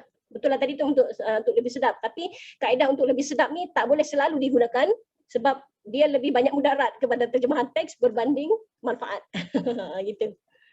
Contoh BM kepada BA. Ni contoh ayatnya, ayat bahasa Melayu dia, Kedutaan Malaysia minta rakyat di Mesir waspada. Kalau kita nak terjemah kepada bahasa Arab directly, Malaysia tansah muwatiniha fi Misr bil hadar. Boleh terus bil hadar. Tapi dalam teks bahasa tersebut dia gunakan perkataan bitawakhi al hadar sebab bahasa Arab dia apa kita nak kata dalam bahasa Melayu lah, kalau yang hafizu ala tadi tu kita kata sendi. Ala tu adalah kata sendi. Tapi bitawakhi al hadar ni dia adalah satu frasa. Tawakhi al hadar. Kalau kita nak gunakan perkataan berwaspada, bitawakhi al hitah ataupun bitawakhi al hadar. Berwaspada. Itulah dia punya istilah. 2 perkataan tapi dalam bahasa asal dia adalah satu perkataan waspada aja, tapi dalam bahasa Arab jadi 2, bitawakhil hadar. Bil hadar pun boleh, tapi orang Arab yang baca ni dia akan tahu, ini orang Arab yang buat ni. Jadi gitulah. Boleh penambahan. Seterusnya penggantian. Apa maksud penggantian? Penggantian maksudnya secara harfiah ataupun padanan kata lah, dengan syarat mematuhi tata bahasa sasaran dan tidak mencacatkan hasil terjemahan. Contoh dia, sarraha bidzalika fi muqabalah khassah ma'a wakalah ambak bernama fil Jami'ah Islamiyah Malaysia. Sepatutnya saya guna UMK kat sini ni, tapi ni contoh dah Jami'ah UIA pula. UIM. Okay. Baik, katanya dalam temu bual eksklusif bersama bernama di Universiti Islam Malaysia. Nampak perkataan yang saya hitamkan tu fi muqabalah khassah, dalam temu bual eksklusif. Itu maksudnya kita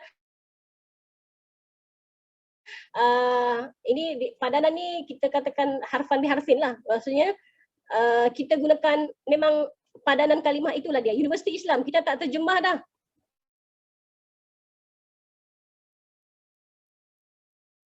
Malaysia, Jami'ah Islamiyah Malaysia. Kita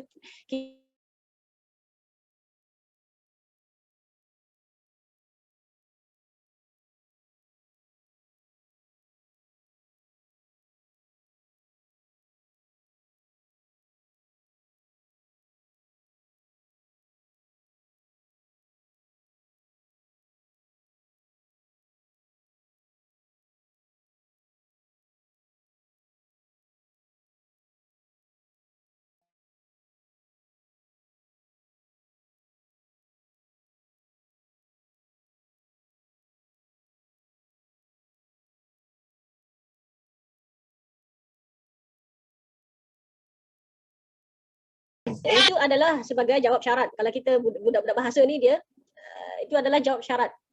Maksudnya dia fa di situ adalah fa syarat. Wa wifqan lahu, sebab ada dalam certain keadaan bahasa Arab ni dia perlu ada begitu. Contoh ala ragmi min zalik illa anna. Itu dia punya jawab syarat. Kita nak kupas dari segi bahasa ni jauh lagi lah, maksudnya banyak lagi, jadi kita secara sambil lalu saja. Wa wifqan lil hay'a faqad irtafa sadiran. Saya merahkan perkataan di situ sebabnya di sini adalah berlaku penambahan.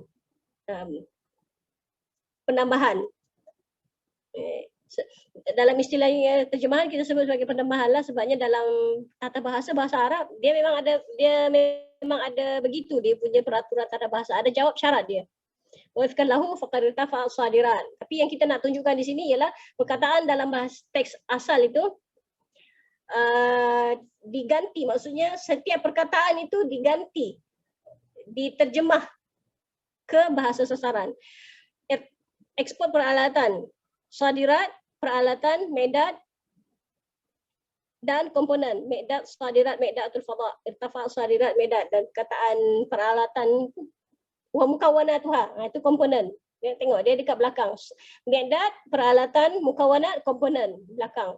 Dan komponen aero angkasa, al-fadha, al-jawi, al-Malaysia, aero angkasa Malaysia. Meningkat irtafa'at, balik ke depan pula, irtafa'at meningkat 20%, 20.7% ala asas sanawi, bagi tahun ke tahun, ila 8.5 bilion ke 8.5 miliar ringgit. Maksudnya setiap perkataan tu diganti bahasanya ke bahasa sasaran. Itulah maksud penggantian. Maksudnya secara harfiah, harfan biharfin, satu setiap perkataan tu kita terjemah. Itu dalam penggunaan dinamakan sebagai penterjemahan. Kita tak ubahlah maksudnya.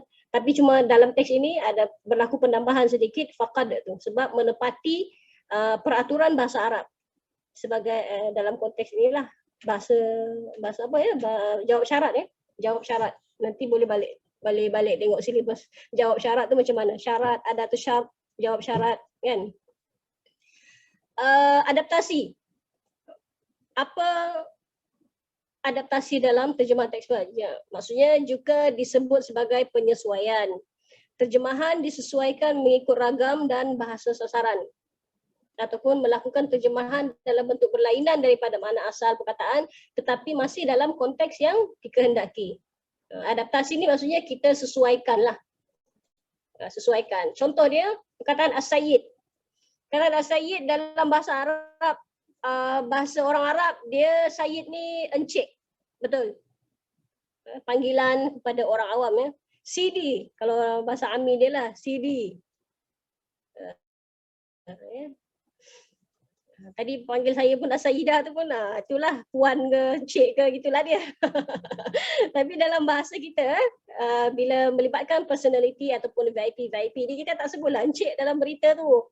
Kita sebutlah dia punya jawatan kan. Syekh Salim, Ta'ti ziarah Syekh Dr. Salim di Malaysia. Talbiyatan li dakwah As-Sayyid Wan Zahidi. Lawatan ini memenuhi jemputan bekas mufti wilayah Persekutuan Datuk Wan Zahidi. Jadi kita tengok kata As-Sayyid tu kita tak terjemah sebagai Encik Wan Zahidi. Kita terjemah sebagai As-Sayyid. Kita sesuaikan dengan keadaan kita di Malaysia. Jawatan tersebut, jawatan dia adalah Datuk, jadi kita sebut Datuk lah. Kita tak bolehlah sebut As-Sayyid Encik Wan Zahidi. Marah kawan tu. Aku dah Datuk, kenapa tak sebut Datuk? Kan.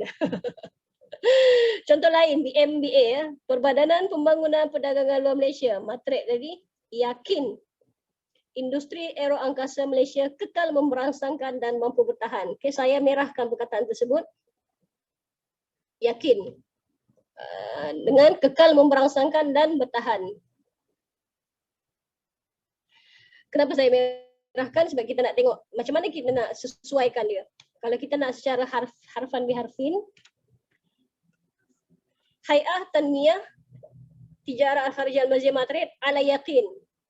Ala yakin tu kita nampak tak dekat situ? Kalau kita terjemah secara harfi macam mana?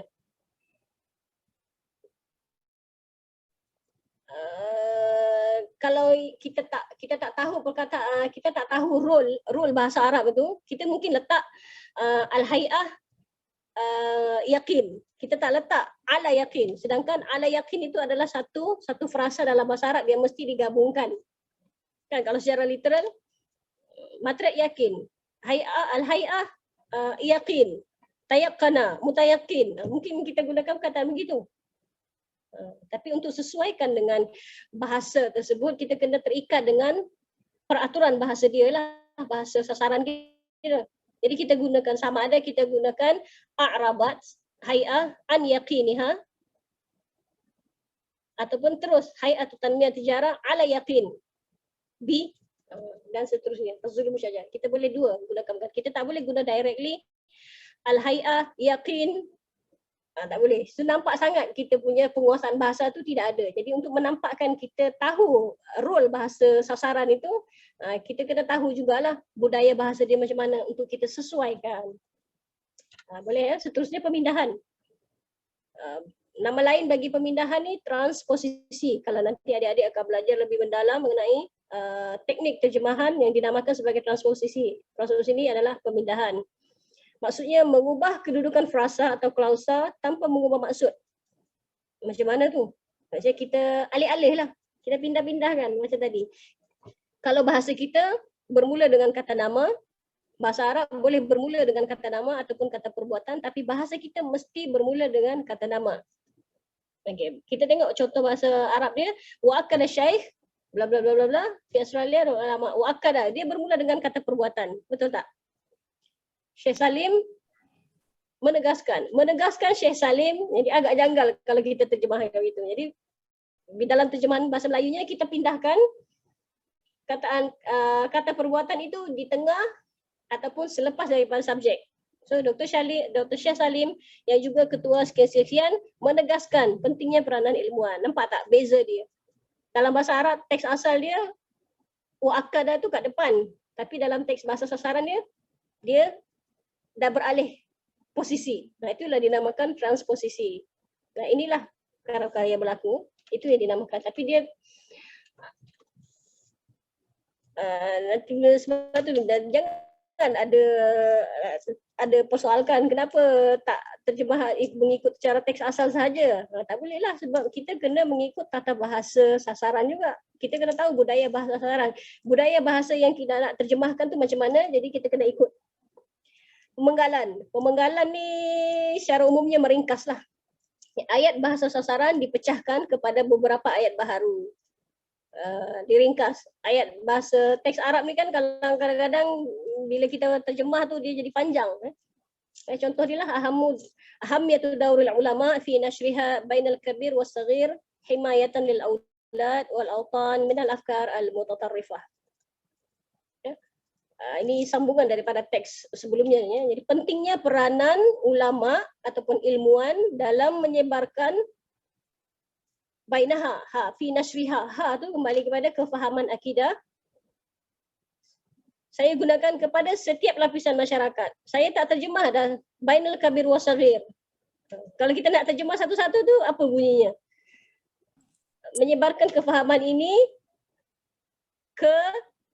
kepada yang besar, yang kecil, yang muda, yang tua, yang muda, kan? Jadi jadi agak janggal lah. Jadi sebab itu kita di sini berlaku meringkas. Kita penggal ya, kita cantas al-kabir was-saghir tu kita jadikan lapisan masyarakat. Setiap lapisan masyarakat himayatan lil aulad. Ini kita pecahkan kepada dua. Kalau kita terus terjemah tu kepada setiap lapisan masyarakat demi menjaga, kita teruskan. Tapi di sini kita penggal dia, jadikan dua ayat. Kefahaman yang betul ambil dia punya maf'ul tadi. Kefahaman yang betul menjadi benteng, himayatan lil aulad. Kita letak negara dulu, negara dan generasi akan datang. Nampak tak di sini dalam satu ayat ni sahaja ada berlaku beberapa, selain daripada meringkas, dia ada teknik pemindahan juga. Kan? Menjadi benteng negara. Dalam bahasa Arab dia himayatan lil aulad dulu, bukannya himayatan lil awtan. Ini semua untuk inilah balik kepada pragmatik untuk teks itu menjadi lebih bersahaja pada pendengaran kita. Boleh juga kita terus kefahaman yang betul menjadi benteng generasi dan negara akan datang. Akan datang.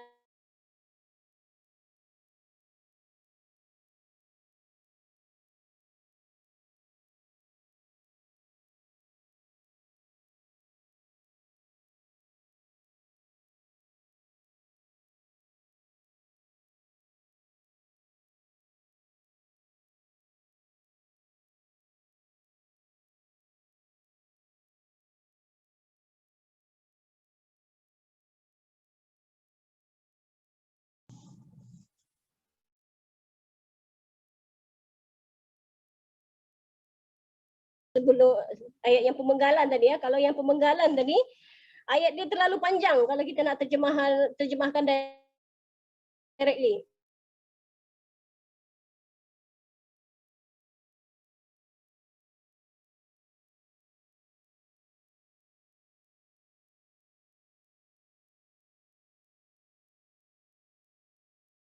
Tua, muda ataupun cara kita terjemahkan yang besar yang kecil, tak ada, bahasa kita tak pragmatik kalau dari segitu, walaupun terjemahannya adalah besar dan kecil, tua dan muda. Jadi kita terus jadi setiap lapisan masyarakat itu dinamakan sebagai generalisasi, kita umumkan dia, takmimkan dia. Jadi meringkaslah maksudnya. Peminjaman ni tiada padanan kata yang sesuai dalam bahasa sasaran. Memang maksudnya memang itulah perkataan dia kita nak kena guna. Tak boleh dah, kita tak boleh nak terjemah dah. Asy'ariyah wal Maturidiyah, apa terjemahan bahasa Melayu dia? Tak ada. Tak boleh. Jadi kita guna perkataan itu. Itu dinamakan peminjaman. Akidah Ahli Sunnah wal Jamaah. Apa kita nak terjemahkan bahasa Melayu akidah Ahli Sunnah wal Jamaah ni? Akidah Ahli Sunnah Jamaah. Memang itulah dia, kan? Tak boleh dah lah kita nak mereka-reka satu istilah lain. Jadi itulah namanya, inilah dia kalimah yang kita pinjam. Ada lagi perkataan-perkataan lain yang banyak, ini setakat contoh. Ya. Kata macam apa? Masjid. Dalam bahasa Arab juga masjid. Kita tak boleh lah terjemah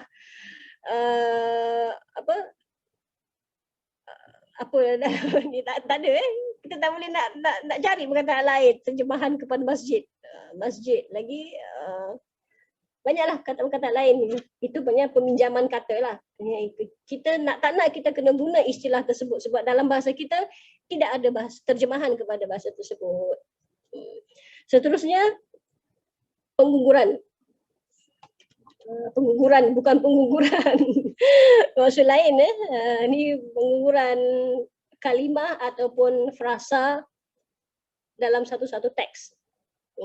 Contoh yang saya bawakan di sini, wa atharu tilkal afkar al-mutatarrifah allati fiha da'wah ila al-iqtialat wal qatl wad damar wa ma syabaha hadha.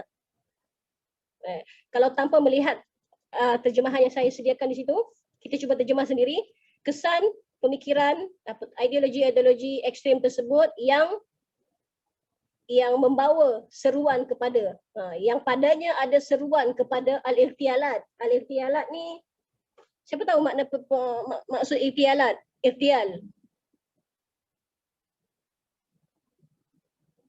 Irtial dengan al-qatl membawa makna yang sama, pembunuhan, tetapi dia ada sedikit perbezaan. Itu ta'mik fil lughah al-arabiyah. Al-irtial awal qatl. Al-irtial ini maksudnya pembunuhan terancang. Pembunuhan yang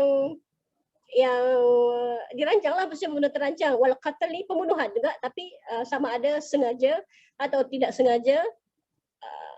Itulah dia al-qatl, maksudnya dia tak ada didahului dengan sawabik, dia tidak ada perancangan. Itu beza dia. Jadi sebab itu bila dia membawa maksud yang sama dalam bahasa kita pembunuhan, kita tak boleh nak elaborate lah, kita tak boleh nak jelaskan lagi kesan penularan ideologi ekstrem yang seringkali menyeru kepada tindakan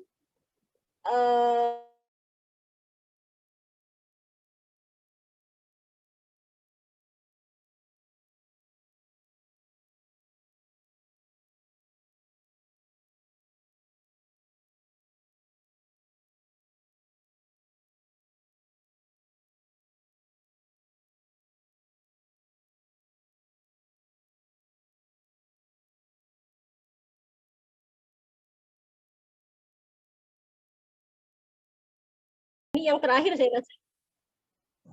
Yang terakhir saya rasa ni deskripsi.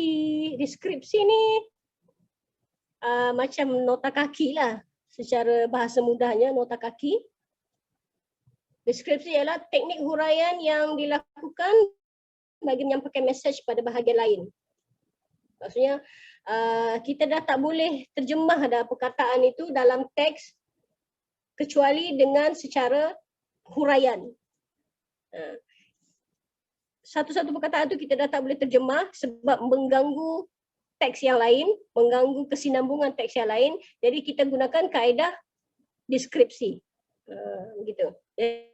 Jadi dalam contoh yang saya beri ini, diajri perkataan يقوم الشيخ الدكتور سالم بزيارة ماليزيا تلبية لدعوة من سماحة المفتي السابق للولايات الفيدرالية السيد وان زاهدي وانتي لأجل دورة علمية بالسند المتصل نظمتها الجامعة. Syekh Salim berada di Malaysia bagi memenuhi jemputan bekas mufti wilayah Persekutuan Datuk Wan Zahid Wante untuk memberi penerangan dalam majlis talaqi bersanad Daurah ilmiah bisanad al-muttasil. Jadi kita terjemahkan sebagai majlis talaqi bersanad anjuran UIM. Pembaca yang tidak ada background agama akan tertanya-tanya apa benda talaqi bersanad, talaqi ni. Ada talaqi, ada bersanad lagi. Jadi dalam teks tersebut kita tak boleh nak terjemahkan satu persatu dalam satu majlis duduk bersemuka berhadapan, tak boleh. Jadi kita gunakan perkataan tu, kita pinjam atau kita pindahkan perkataan tersebut. Tadi ada teknik peminjaman kan. Jadi kita pinjam perkataan tersebut, majlis talaqi bersanad, kemudian kita huraikan lagi maksud dia di bawah. Dalam teks bahasa Arab dia tak ada terjemahan tersebut. Itu dinamakan sebagai deskripsi. Talaqi kita sebagai penulis kita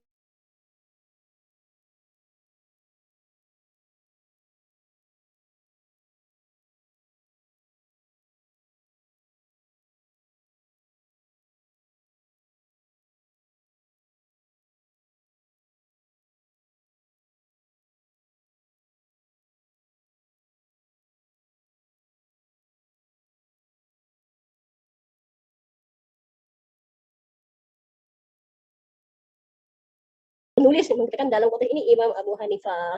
Jadi pembaca pun akan jelas, oh ini rupanya maksud talaqi. Jadi dia akan baca semula dalam majlis talaqi bersanad. Dia dah tahu dah.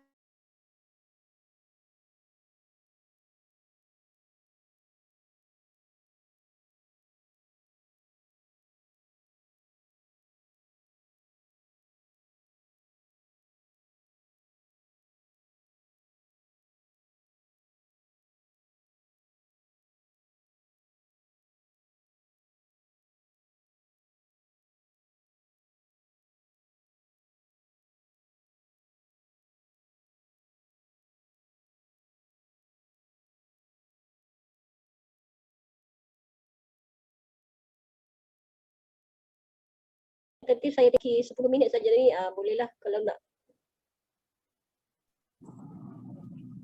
Sepatutnya sesi soal jawab pukul 12.30 tadi. Puan ada soalan saya nak tanya. Apakah syarat untuk menjadi seorang jurnalism? Syarat untuk menjadi penulis, syarat untuk menjadi wartawan, ya. Kita bercakap dalam konteks bahasa Arab, ya. Jadi yang pertama sekali tentulah tadi saya dah sebut mengenai ketahanan diri, minat. Satu lagi kalau mengkhusus kepada terjemahan bahasa Arab ni kena ada penguasaan bahasa Arab yang kukuh lah. Gitu. Kita sebabnya bila kita nak menceburi bidang bahasa Arab, bidang bahasa asing, kita mesti ada maklumat, kita mesti ada ilmu tentang bahasa asing tersebut, barulah kita boleh pergi lebih jauh.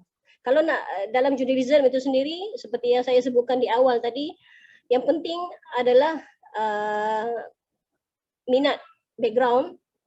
Background itu sebabnya kalau saya nak kongsi sedikit dalam kewartawanan ini, dia tak semestinya datang daripada maskom, latar belakang media. kalau dari latar belakang media itu adalah satu kelebihan, tetapi kalau tak ada pun tapi dia minat menulis, insya-Allah boleh bertahan. Sebabnya kalau saya nak kongsi dalam bidang kewartawanan di Bernama ini sendiri, ada yang latar belakang peguam, ada yang latar belakang business administration tapi masuk jadi wartawan. Jadi sebab dia minat menulis. Bila dia minat menulis, dia boleh bertahan dalam bidang tersebut. Syarat-syarat yang secara spesifik tu ialah satu, dia mesti ada latar belakang penulisan. Yang paling penting kalau melibatkan terjemahan bahasa Arab ni perlu ada penguasaan bahasa Arab lah. Boleh tak?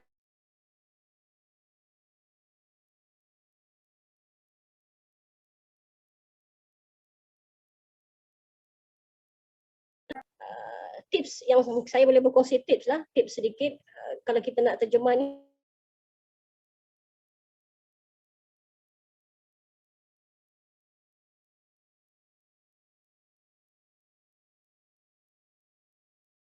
Kita dah tahu teks tersebut berkaitan dengan apa, kita spesifik lah, kita kaji subjek tersebut. Contoh kalau teks berkaitan dengan ekonomi,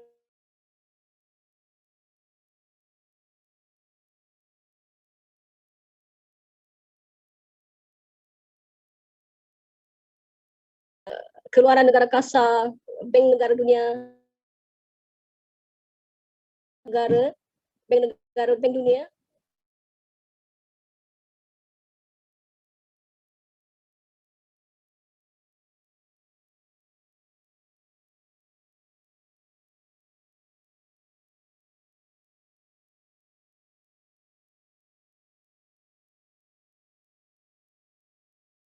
Kita kena sediakan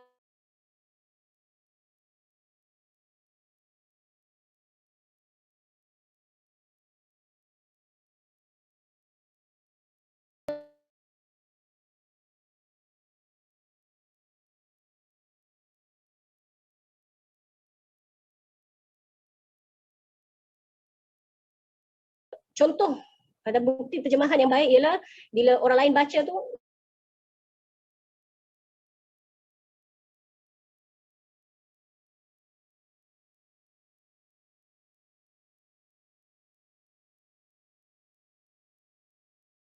bukti terjemahan yang baik lah kalau boleh sampai ke tahap situ.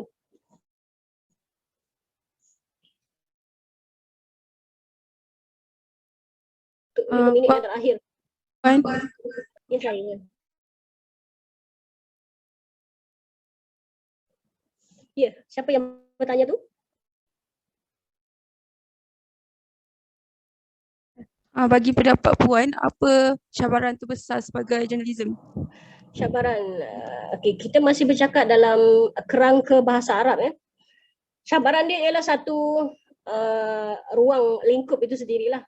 Satu ruang lingkup bahasa Arab tu kita nak sampaikan kepada siapa, ruang lingkup dia agak terhad. Walaupun kita peralatan kita, tools kita dah ada, tapi kita nak sampaikan kepada siapa? Sebab di Malaysia kita tidak menggunakan bahasa Arab sebagai bahasa rasmi ataupun bahasa harian ataupun bahasa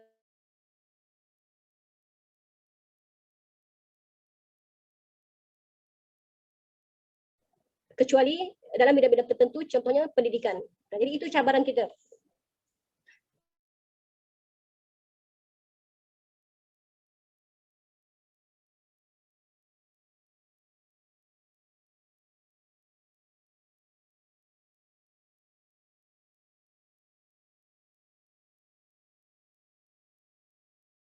Ibunda dan bahasa yang kita nak terjemah.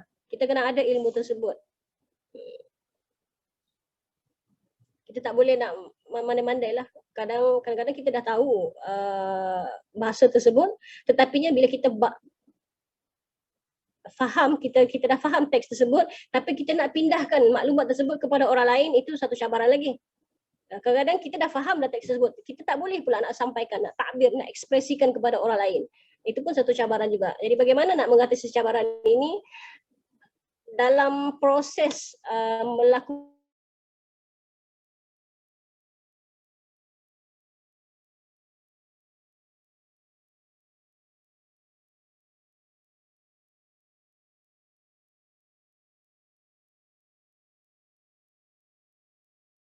mengatasi, maksudnya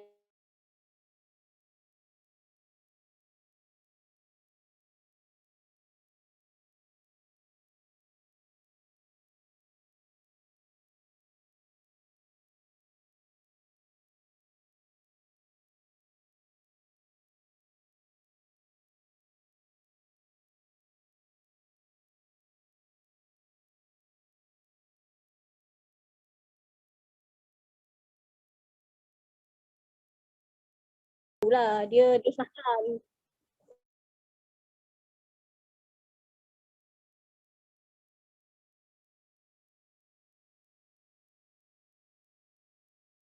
Lebih daripada 28 minit, lebih daripada sejam pun.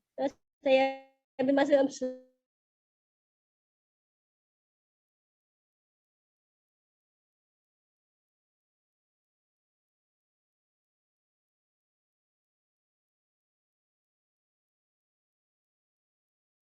tersebut dan dia faham. Dan dia beri kita teks yang bukan urgent. Kalau teks yang urgent, dia tak bagilah dekat cikai-cikai macam saya ni, dia bagilah dekat yang expert kan, yang dah boleh siapkan. Tapi sekarang alhamdulillah sebab hari-hari dah buat benda tu, terjemahan tu, alhamdulillah kita dah boleh terjemah teks, satu-satu teks tu 10 minit kita dah boleh terjemah. Dah boleh jalan, dah boleh hantar kepada negara-negara Arab.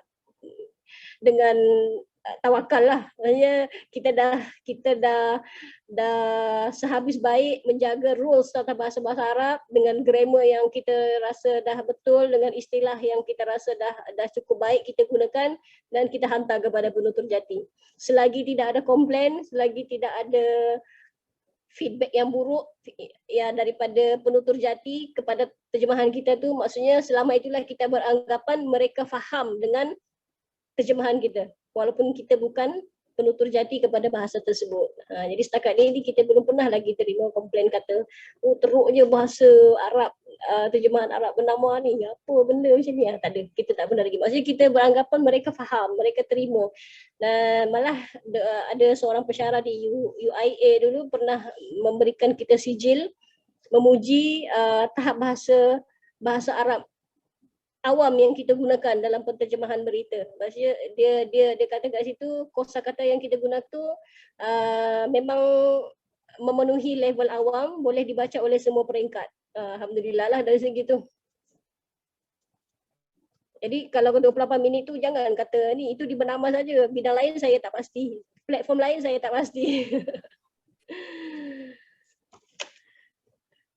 Ada lagi soalan? Dah melajak 1 minit. Baik, kalau begitu saya serahkan kepada pengacara dan kembali kepada pengacara lah.